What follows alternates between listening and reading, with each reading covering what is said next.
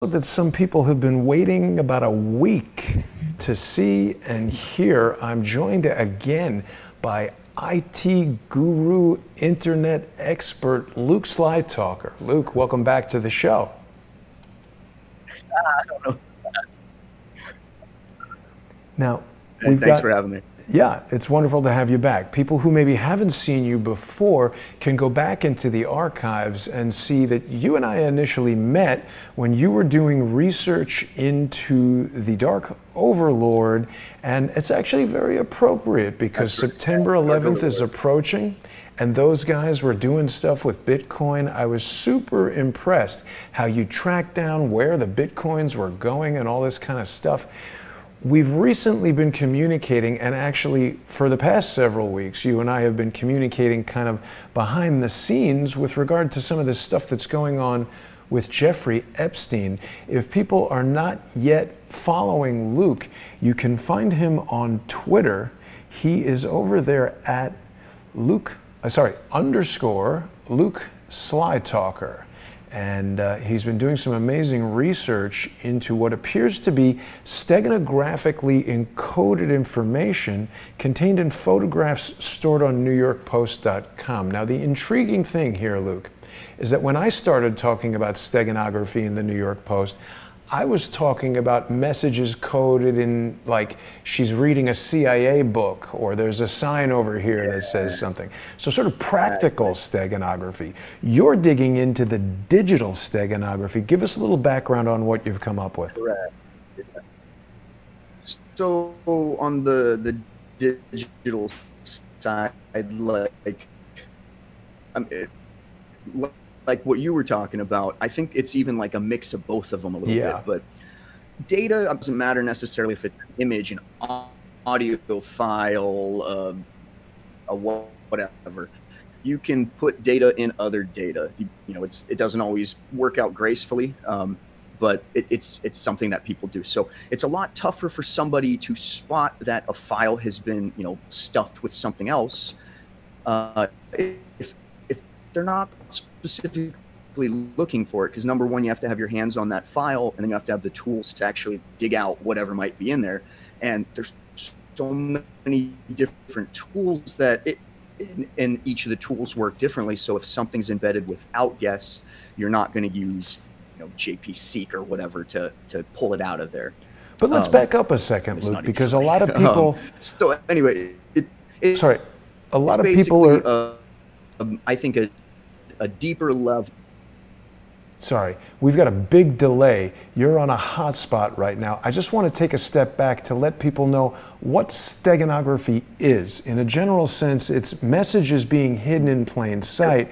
In the digital sense, it can take normal digital files like photographs or really any file and encrypt hidden information that needs to be decrypted with some kind of tool. And for the uninitiated, someone who's just looking at the photo, it looks like a normal photo. Right? Have we got you there, Luke? Boy, this hotspot is really slowing us down. I hope we didn't lose Luke. I really apologize, everybody. We were going along fine, and then okay, there you go. Yes, sir. You're back. Okay. That's the best part about it. Yeah, pretty bad, right? Right. Maybe, Luke, we might need to kill your camera to just have your voice because it's such a huge delay. I'm sorry to ask you to do that. Let's see how that goes for us. So tell us about what you found. Yeah. So with the Stego stuff, like I said, we had been talking for a little bit, and I had, you were doing the stuff on some of the Ghislaine Maxwell photos being obviously doctored or edited. Mm-hmm. And I went in and said, well, that's a clue to figure out maybe they've done a further, layer of obfuscation or a further layer even of like hiding data. So I said, well, I'm going to try to scan these. I'm going to look at the EXIF data. I'm going to look and see if they are photoshopped, to see if Photoshop's listed in there in the EXIF data. Obviously it tells me the camera they used, it tells me what it was saved in, all those kind of things. So with that, yeah, you could tell, like, this was obviously doctored, or they've edited it and done something. So I went a step further, ran some tools on it that try to alter embedded information. Some of the Ghislaine Maxwell photos had some interesting, but like nothing conclusive by any means. The only other times I've seen stuff like that would have been, I posted an example with Cicada 3301, because they're kind of known for steganography. I mean, they're especially known for using Outguess, which was the program I ended up using to dig out the stuff from the Epstein photos.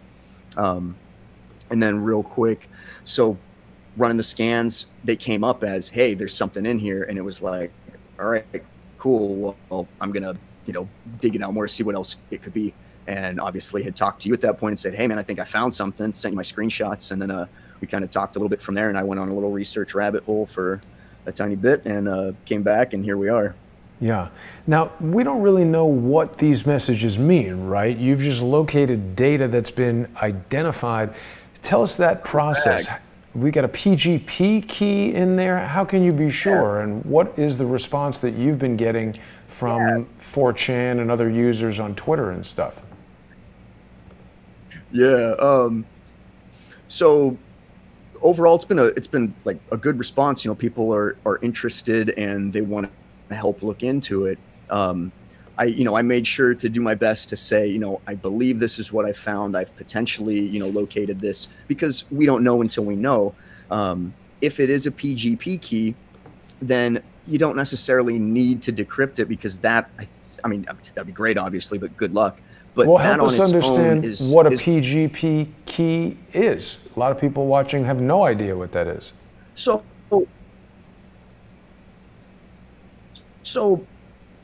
PGP is essentially the civilian version of military grade encryption.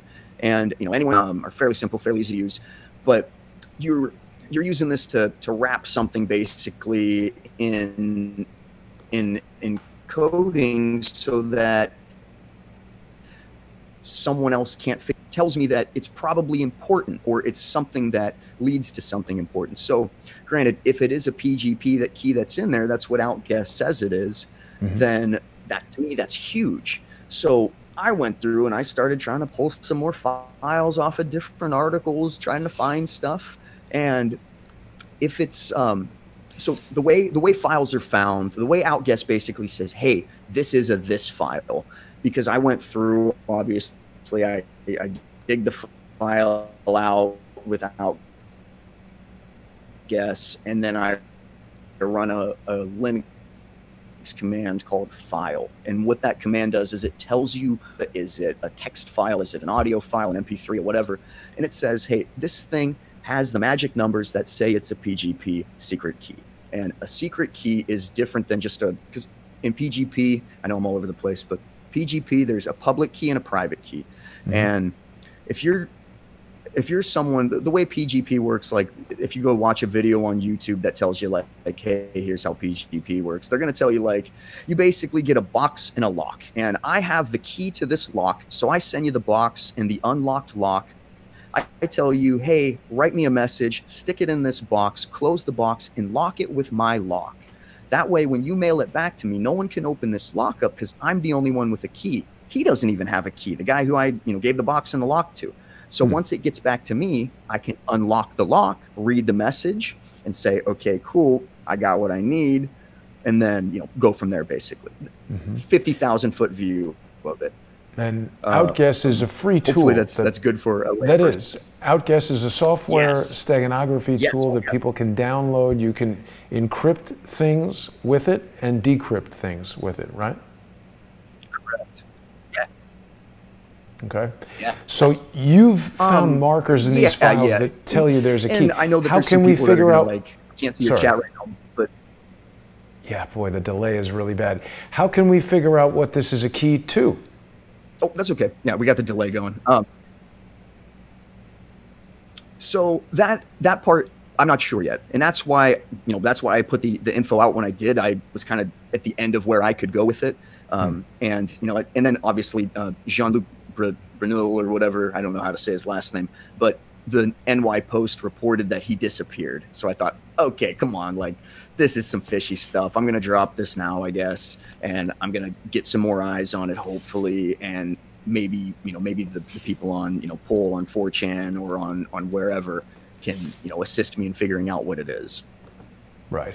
And the New York Post has been breaking an alarming amount of information on this Jeffrey Epstein story. This is Jeffrey Epstein's model scouting pal has disappeared without a trace. This is from 2 days ago, or sorry, 4 days ago. Nobody knows where this guy is. He was collecting models from around the world. I think he had a modeling agency called MC2 or something like that. And he was rounding up women. Is this the guy who gifted Jeffrey Epstein 3 young French girls for his birthday? Supposedly, I think so. He also, I mean, he had a history going back to, I thought, the 70s of abuse and, again, allegedly. I'm not 100% sure, but I remember this guy was well known for kind of being, people didn't want to be around him, basically. The modeling industry is treacherous. It's people who have young, daughters or sons who want to get into modeling need to know there's a lot of things that are happening there. It's an adult world that sometimes young people are thrust into, and maybe it doesn't necessarily help them. So the focus turned to the New York Post after that In-N-Out Burger article appeared, where Ghislaine Maxwell was seen at the New York Post. Everybody's seen it by now. Epstein's gal pal having a burger at In-N-Out Burger. It was a very, very short amount of time until most of the internet realized that something was really wrong with this. And I think you had spotted some of the videos that I was doing. I had spotted some of the tweets that you were doing, and we started talking again. I have been in touch with In-N-Out Burger. I want them to give us security camera footage from the day that Maxwell was allegedly there, August the 15th. Obviously, In-N-Out Burger wants to preserve the privacy of customers who are eating there. My desire to see the surveillance footage is, I currently believe that Ms. Maxwell and her lawyer, Leah Safian, staged this event. I believe they planned the retouching of the photos. They planned the steganographic messaging, at least the practical steganographic messaging that we see in the photos and in the writing of the news article. It's important that we mention that steganography can include, take the first letter of every fifth word and make a sentence, add up all the numbers, and a book code is what I would call that. Right, exactly. And people are in the chat reminding me that Quinn Michaels spoke about steganography, and it's true. Whatever personal differences he and I may have, he did do that work, and he pointed out originally steganography in the book My Friend Mr. Leakey, which was a children's book written by a physicist. So it was very odd that a physicist would write such a book. We also found out later that this physicist was a spy for Stalin. So, wow, I didn't know that. Yeah, it does seem that this steganography is a pretty standard practice. Now, there's a couple of things I want to do with regard to kind of like busting the balloon of the New York Post tonight. We've seen a lot. I got stories. One thing on them too that I want to talk about. So there was also, this was in the New York Post, I believe on July 22nd or 23rd.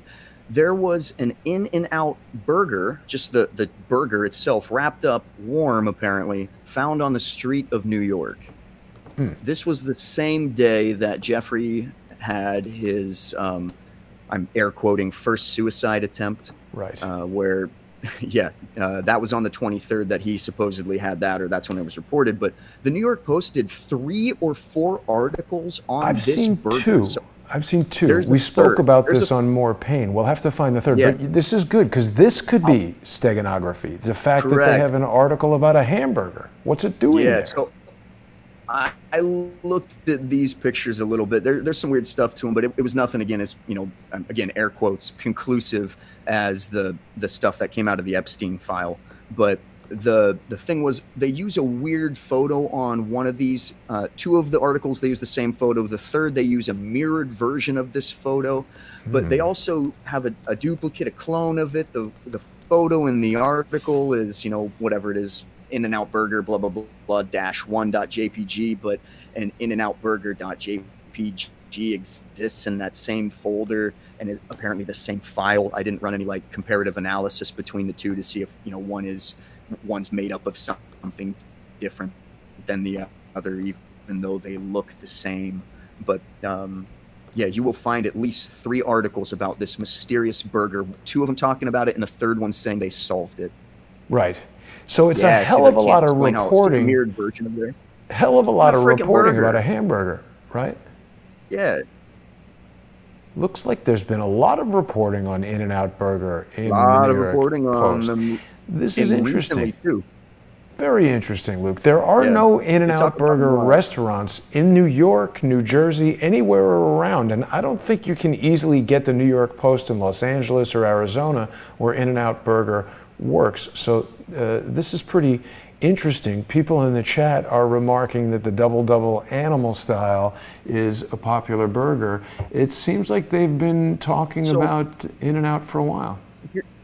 Here's the other thing about In-N-Out. In-N-Out has long been known to have coded menu items. Correct. You go in and you have coded words to on. Like, that's literally, you know, verbal steganography, basically. Like, it couldn't be any more obvious, I think. You're right. And so you can go in there, you order a burger animal style, and they give it to you with chili on it or something like that. So yeah, that's interesting. That In-N-Out Burger has these sort of secret menu items. And we started talking about this on More Pain, which people can go back and review by joining us on patreon.com/crowdsourcethetruth or patreon.com/truepundit. Now, again, I find it really weird that there's 3 articles about this burger found on the street in Queens. You know, you said it was still warm. That might be true. The very fact that a burger could survive a trip on an airplane from Los Angeles to New York without being more decimated than this is sort of strange in and of itself. It seems very carefully prepared.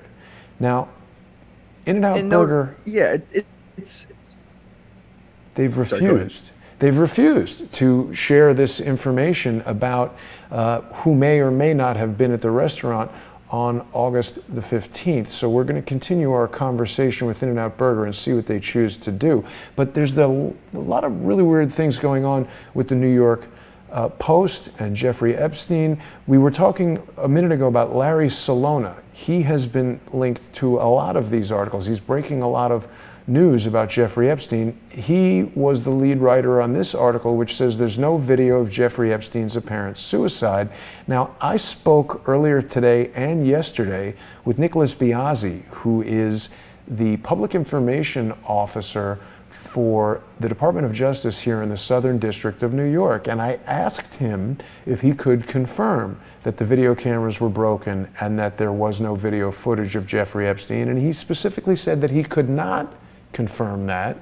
And it was one of the only questions I asked to which he did not reply, no comment. So I found that extremely interesting.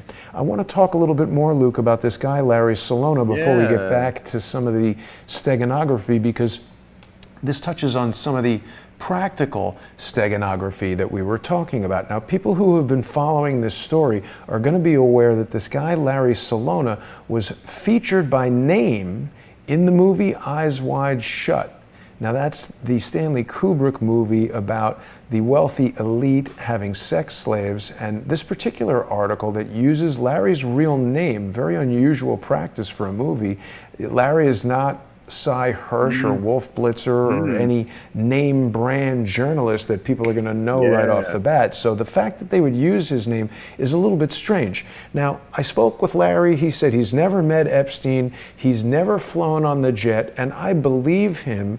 The name written on the flight manifest seems to be Selena Dubin.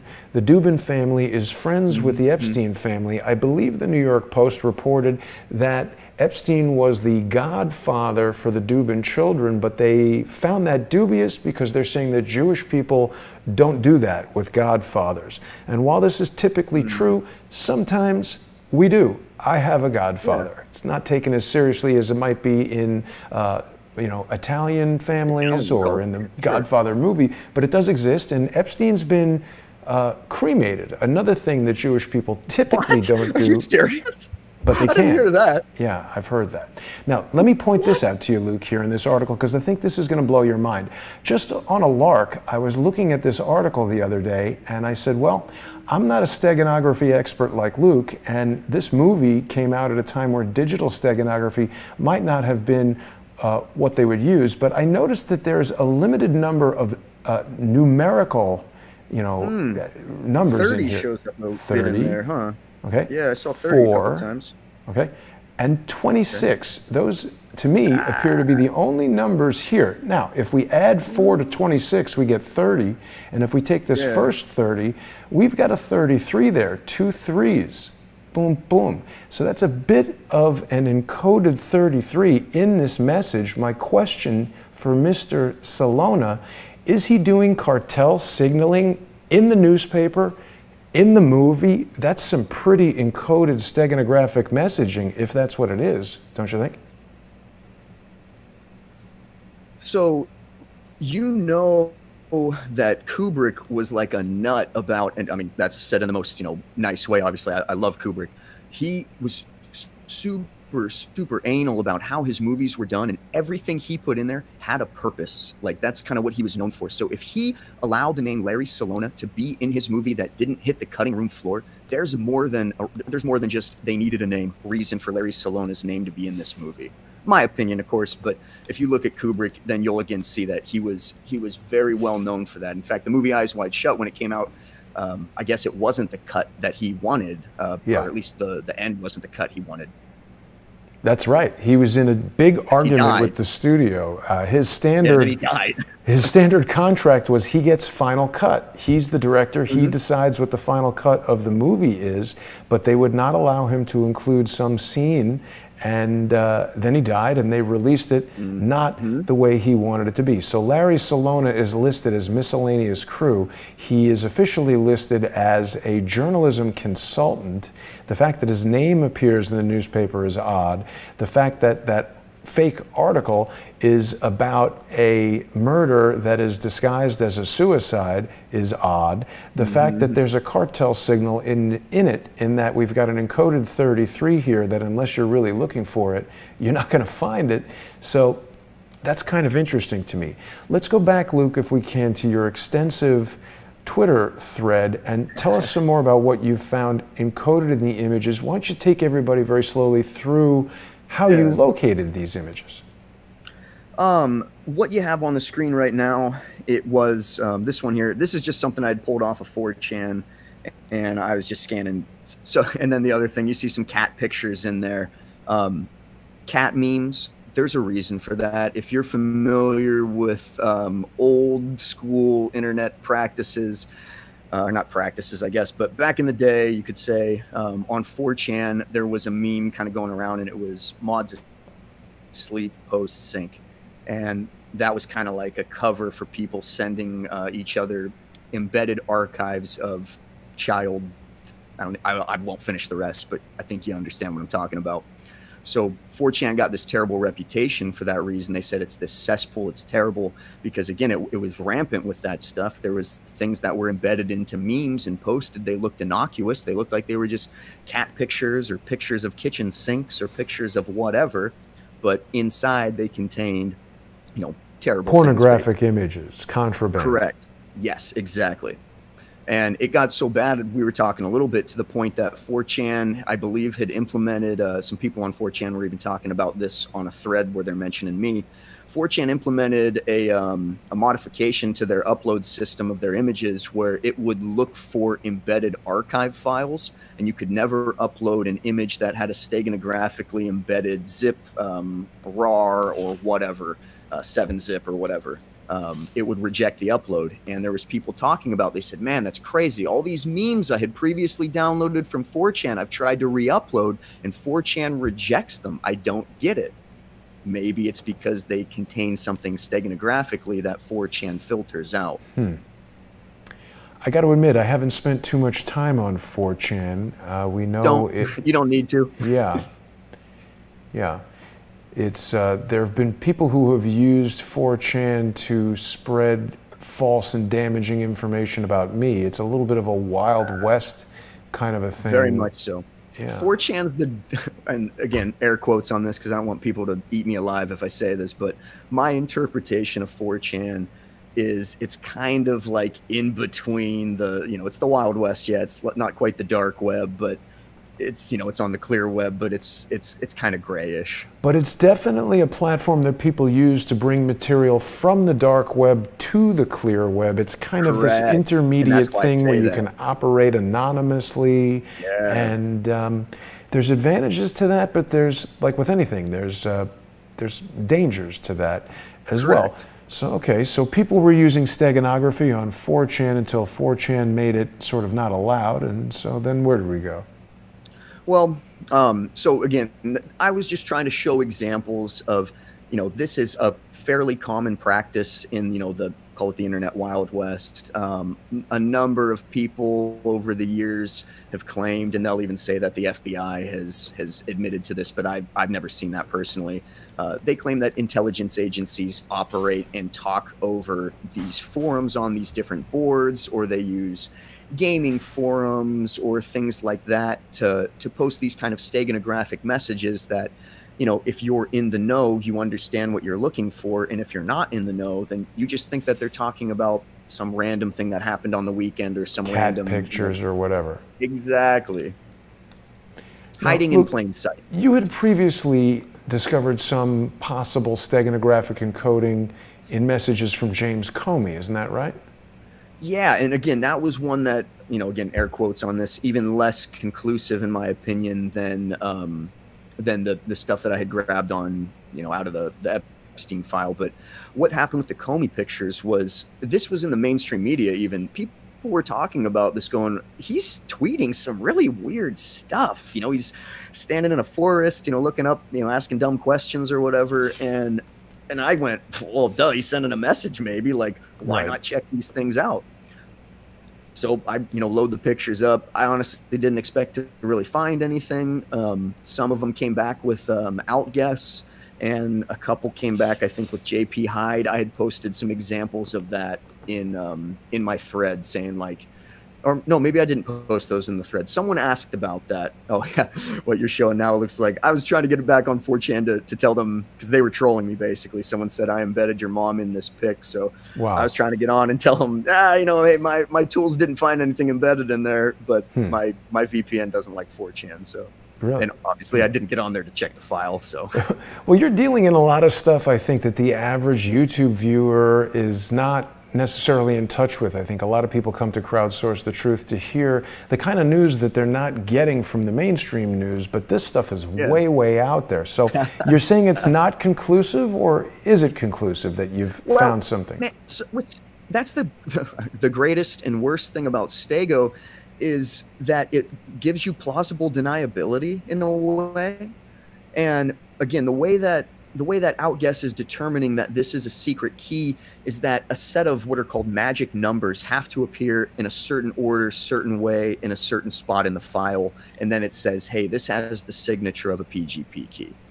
And now there's a bunch of people on 4chan who've come up with some other theories about this. And they said, no, I don't think it's a key, but someone had turned it into an audio version, the data inside that file into an audio version. I don't remember what they used. I was kind of skimming through, but they said that this audio, if you turned it up and filtered it, I believe that it was Morse code. Well, I'm a musician, so please contact me, man. My DMs are open. Send me a message. Tell me the file that you have, send to me, blah, blah, blah, whatever. I have audio engineering equipment. I can check that. Some other people were saying, no, it's actually Korean language with some other stuff in there, and you got to pull this and this out. And then they translated it, and it came back with some actually weird phrases, one of them being, thank you for watching.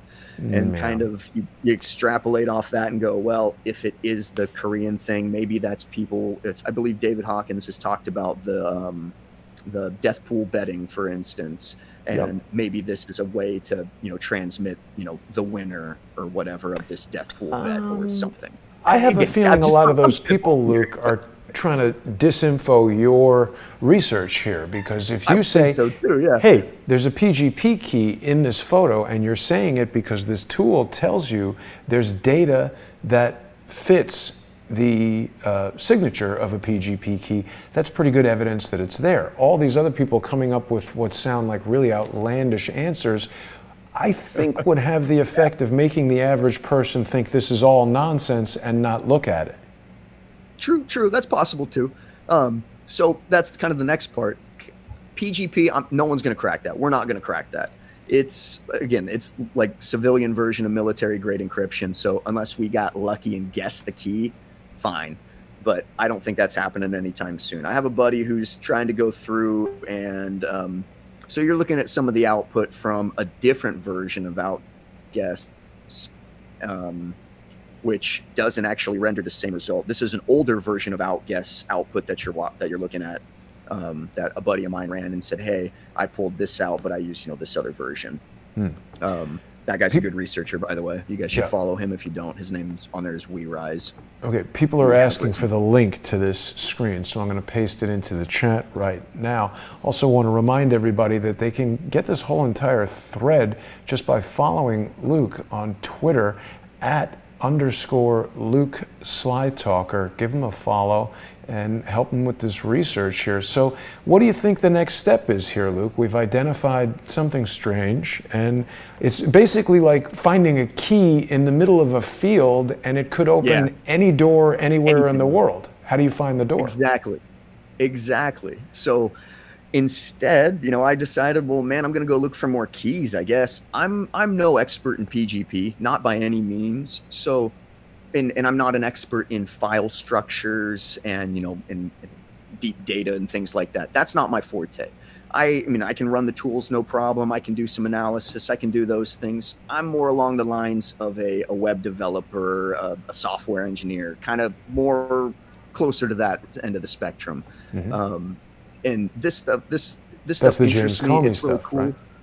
Yeah, this is the James Comey stuff. And you can see here, the way StegDetect works is it basically puts out and says, there might be something in this file, and it uses like a 1, 2, and 3 star rating system. A 1 star means maybe. 2 star means possibly. 3 star means pretty good chance.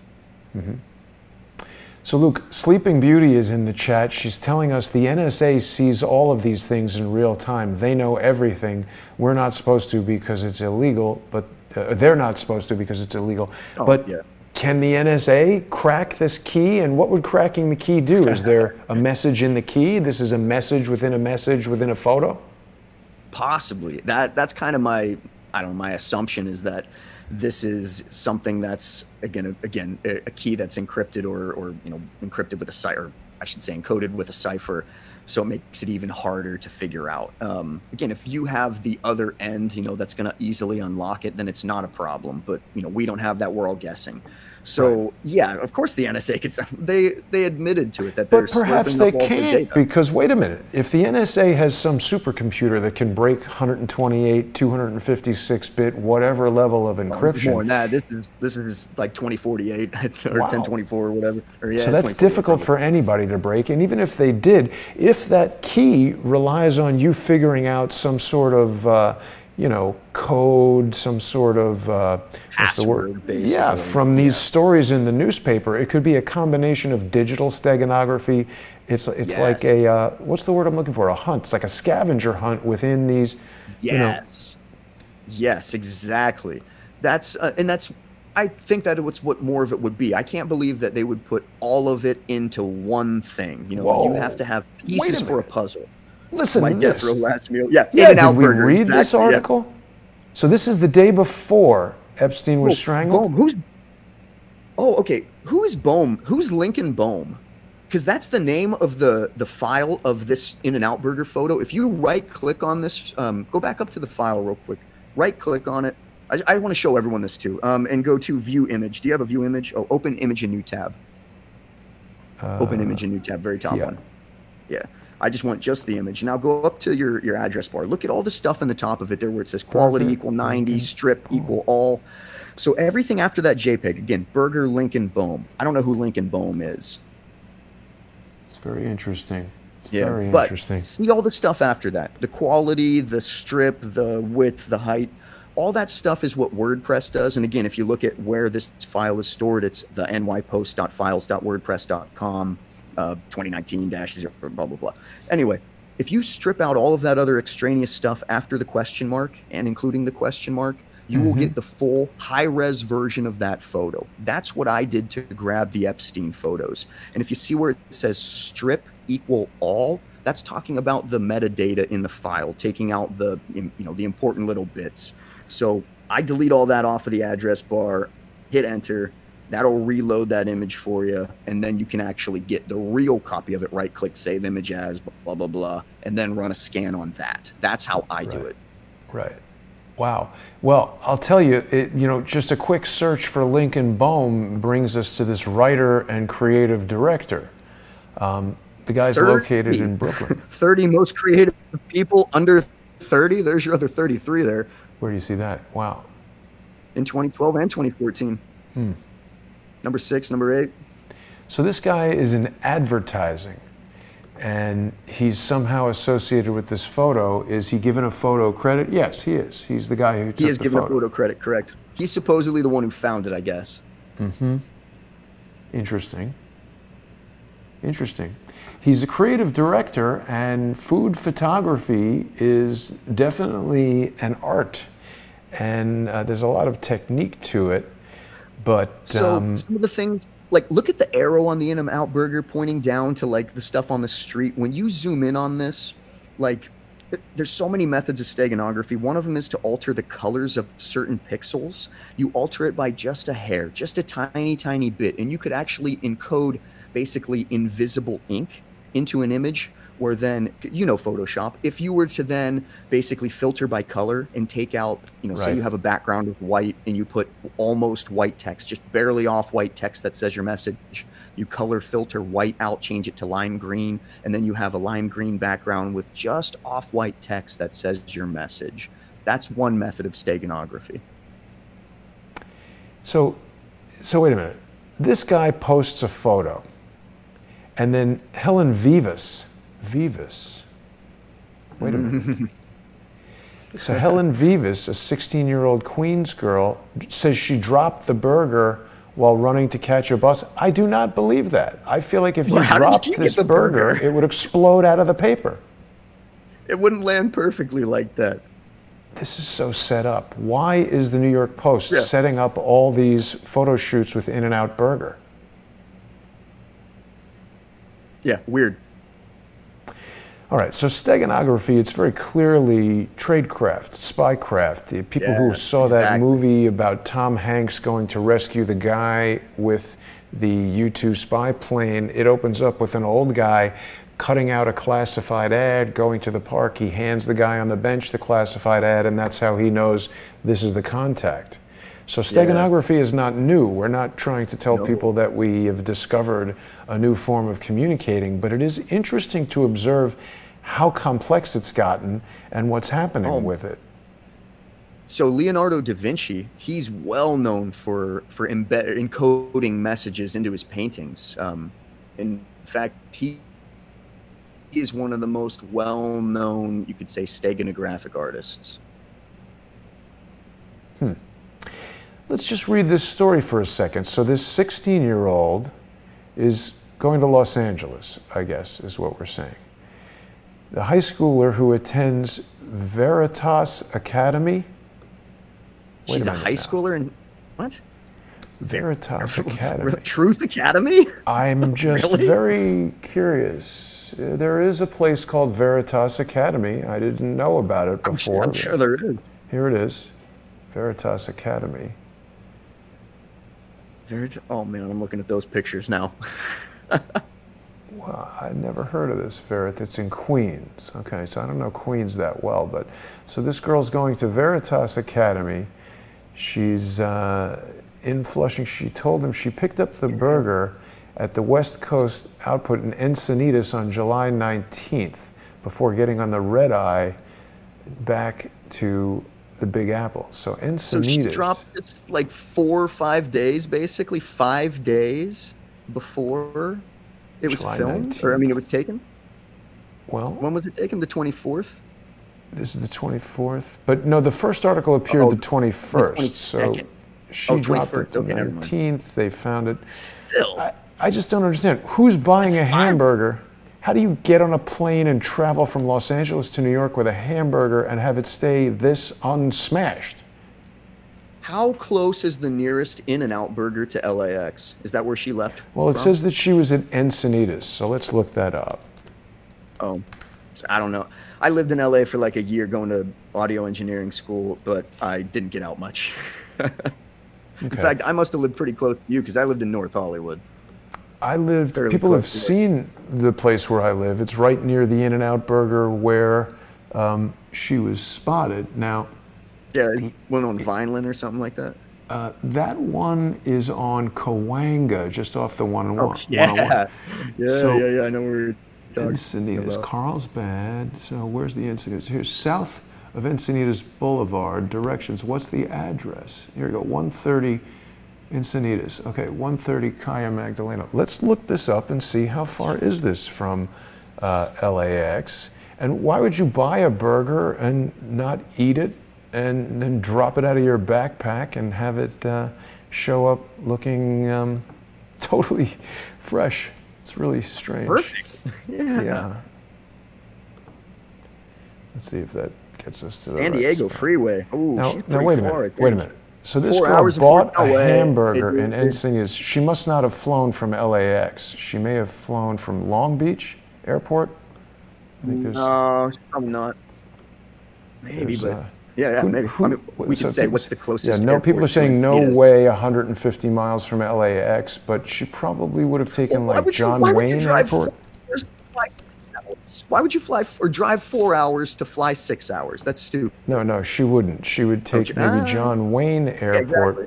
which you definitely Wouldn't can even take do. that. You definitely can do JetBlue from there, but that's still crazy far. It's a 3-hour bus ride. Let's see, it's an hour by car, so that seems like.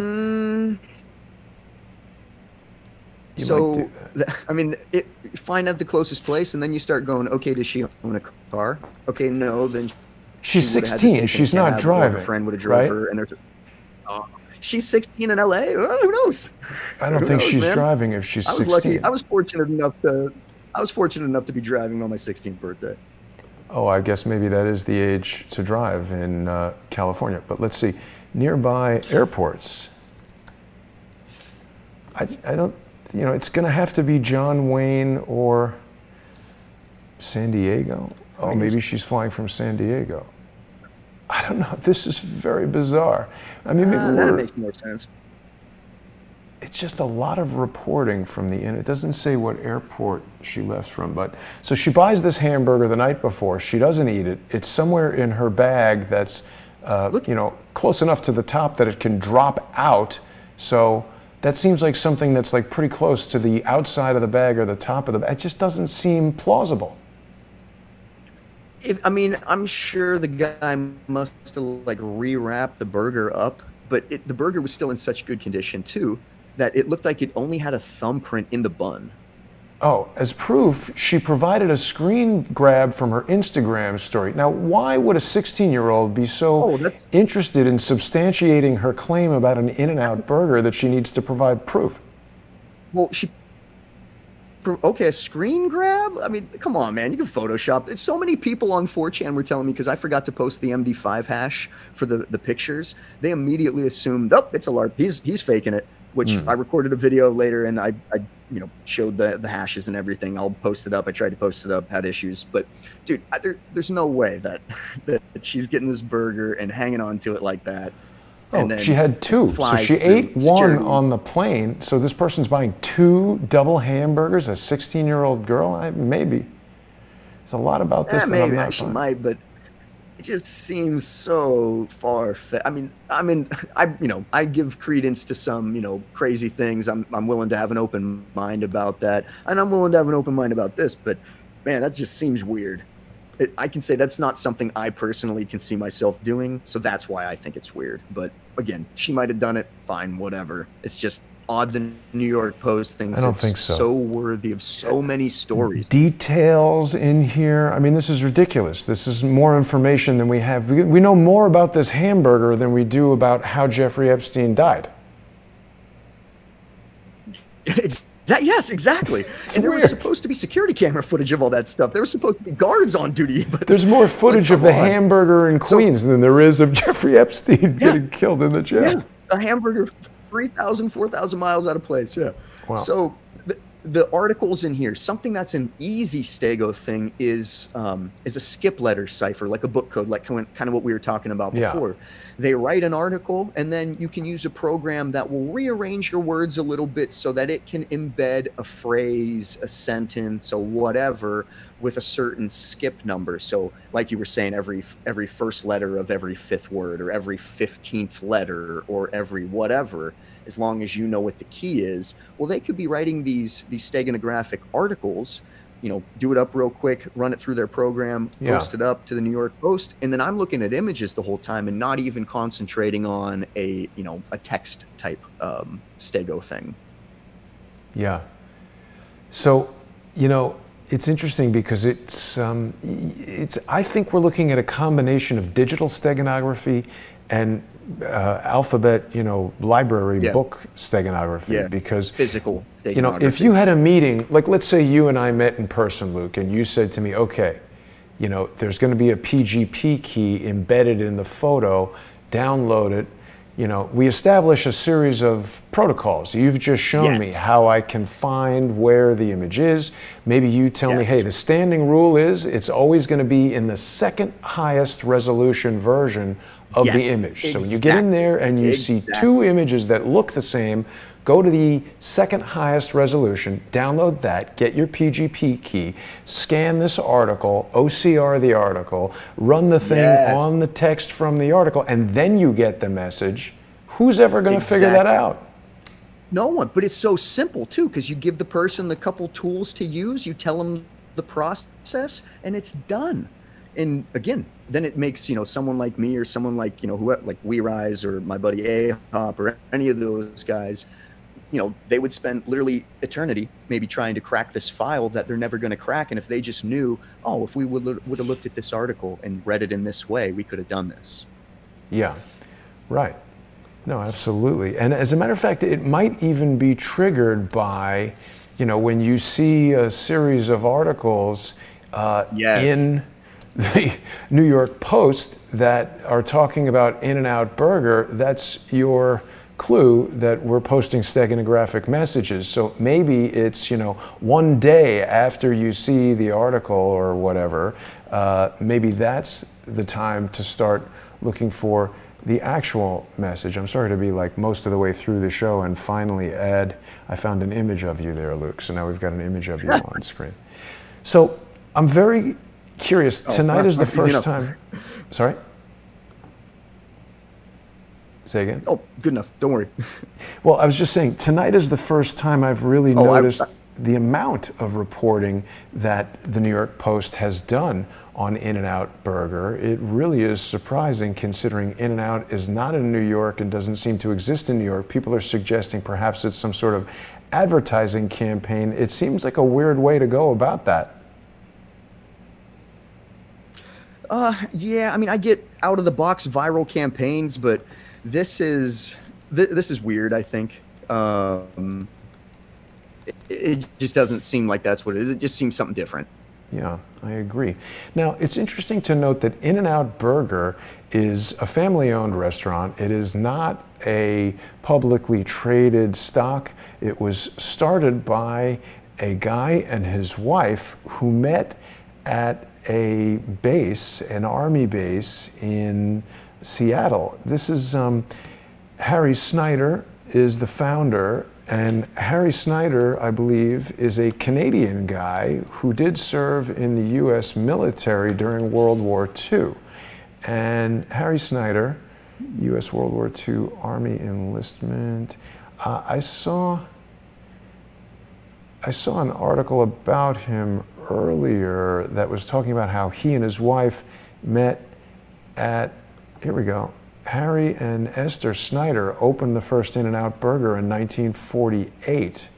And they met, they were caterers on a military base. Now, I don't know anything about these people. My current feeling is that In-N-Out Burger very likely has nothing to do with any of this, but the longer they refuse to sort of implore the authorities to try to search for this woman and provide them with evidence that they almost undoubtedly have, the more I begin to question why they would do that. So, I mean, I'm going to speculate right now, but if this guy was in the Army or working on an Army base or something after World War II, I think there probably were a lot of people who were approaching me. So he was born in Vancouver, British Columbia, had a hard-scrabble upbringing in Seattle and Santa Monica, often working odd jobs to support his parents and his older sisters. Not one to hit the books, Harry possessed a strong work ethic. He spent his World War II Army deployment in a series of desk jobs due to a perforated eardrum. Now, this sounds like the place where a particularly smart guy could be approached by an intelligence service, and we know once you're in, you kind of tend to stay in. Or you're dead. Well, I don't know anything about Harry Snyder other than what we're reading here, and that he founded In-N-Out Burger, and that In-N-Out Burger is wildly popular on the West Coast. Nodden? Someone named Nodden, I saw his name. He used to be a partner with Harry Snyder, up a little bit right there. Harry and Nodden soon dissolved the partnership after the former published Noddin. Let's see that. Yeah, Nodden. Whoops, I'm sorry, I'm on the wrong keys there. Noddin. Charles Nodden. Harry received $5,000 startup capital from Nodden and opened the first store in 1948. So what happened between him? Nodden and Harry soon dissolved the partnership after the former pushed to cut costs by reducing employee pay and using cheaper ingredients. Yeah, I mean, maybe there's something to be looked into here. Yeah. I just see that Harry vowed to never again take on outside financing. Doesn't that just sound like he's fighting the man? Right, yeah. I don't know. In-N-Out Burger has been very tight-lipped about this. You would think if an accused pedophile, pimp, rapist, woman who is wanted in 27 civil cases here in the Southern District of New York, you'd think they might at least issue some kind of public statement. Yeah, I would assume so. There's a lot more to be looked into here, Luke. Is there any other aspects of the steganographic discovery that you've done that you want to share with everybody? I have one little thing, but we're going to talk about it first off the air. I have a couple questions for you on it. Sure. And then I want to obviously try to plug myself if I Absolutely. can. Please do. Shamelessly plug myself. Yeah. So I'm looking for a job. I'm honestly looking for a job right now, and I want to do web development, front end, a little bit of back end, maybe some graphics work, whatever. If you are in need of something like that, I'm a fairly smart guy. I'm fairly articulate. I am probably the Swiss Army knife that you are looking for. That's basically it. Absolutely. And so what's the best way for people to get in touch with you, to follow you on Twitter and DM you? Yeah, I would just say DM me on Twitter. I don't want to check 15 different things to try to, coalesce this, that, and the other. So DMs on Twitter is the easiest way. Yeah, to me, that's the easiest way, please. Yeah. So Tori is in the chats telling us that Nodden is a classic spook name. Tori, if you're still with us, flesh that out a bit. Why is that a classic spook name? How do we know that's a spook name? I've heard knock, N-O-C. Yeah. Yeah. I've never heard Nodin before. Non-operational cover. Well, the other thing that I wanted to mention to people is that your YouTube channel has been made a little bit difficult to find, probably by Google. People are going to want to subscribe to the Luke Slytalker channel. You can go to youtube.com/user and then /KHNGJAWN, or just search for Luke Slytalker. He's made some videos about the steganographic research, and if people are interested in getting into this a bit more, they absolutely should. We've been speaking all week about this here on Crowdsource the Truth, Luke, and I don't know if you're aware of this, but Ghislaine Maxwell, I don't know how to pronounce it. Everybody tells me a different way to say it, but her father, everybody knows, Robert Maxwell, was a major media mogul. He owned newspapers primarily in the United Kingdom, but of course Rupert Murdoch and his company News Corp own the New York Post, and it's definitely worth noting that Rupert Murdoch and Robert Maxwell are seemingly old, longtime friends. They can be seen enjoying cocktails together, and they're sort of, here they are in pretty close to the age that Maxwell died. There's another photo of them hanging out many years prior. Media magnates Robert Maxwell and Rupert Murdoch are doing something. Maxwell bailed the New York Post out in 1991 or something like that.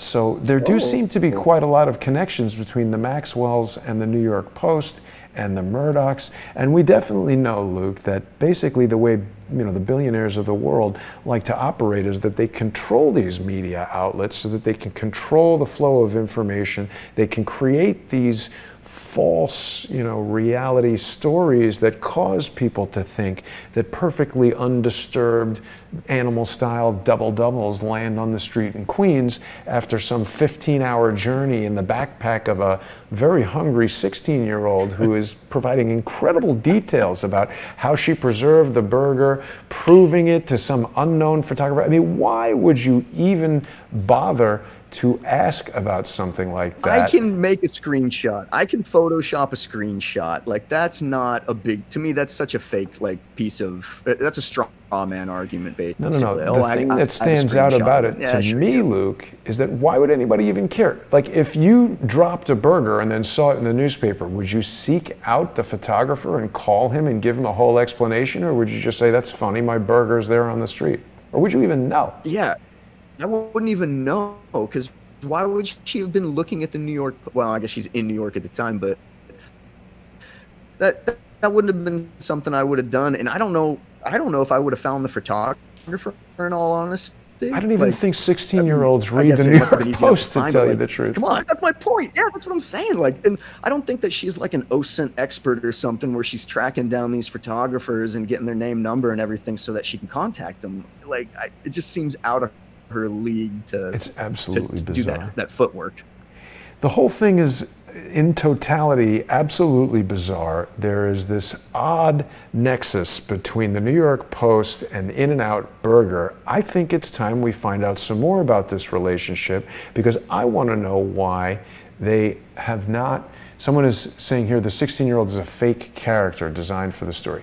That may be true. That may be true. It's interesting to note that her name is Vivas. I mean, we could track her down. Nobody should track anybody down. I'm not suggesting that, but this story is very strange. No. Do not do that. No. Why are they giving her full name? I mean, the whole thing is so strange. Yeah.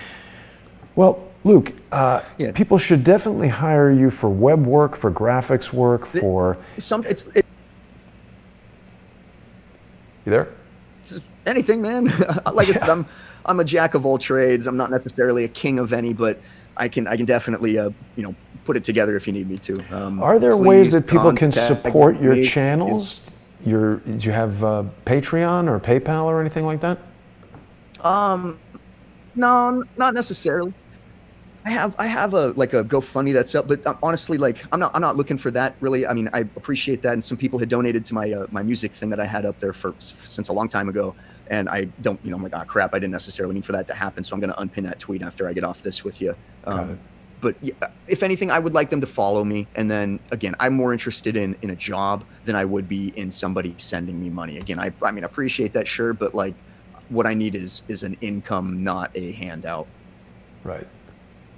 Okay, well, someone is saying teenage girls always read the Post, and that a knock is the non-operational cover. We are aware of that. Very strange stories. Luke, I want to thank you for joining me tonight. I want to thank you for the work that you've been doing to help and try to figure some of this out. We're going to continue to look at this. I also find it very curious the number of people who are saying, oh, this was a Photoshop story.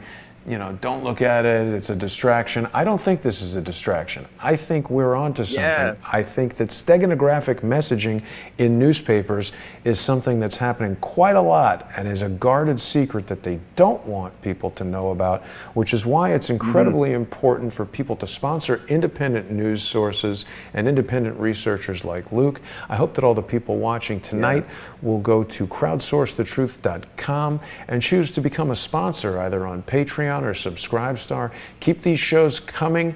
I want to thank everybody for watching. I want to thank you for joining me, Luke, and have a great weekend, everybody.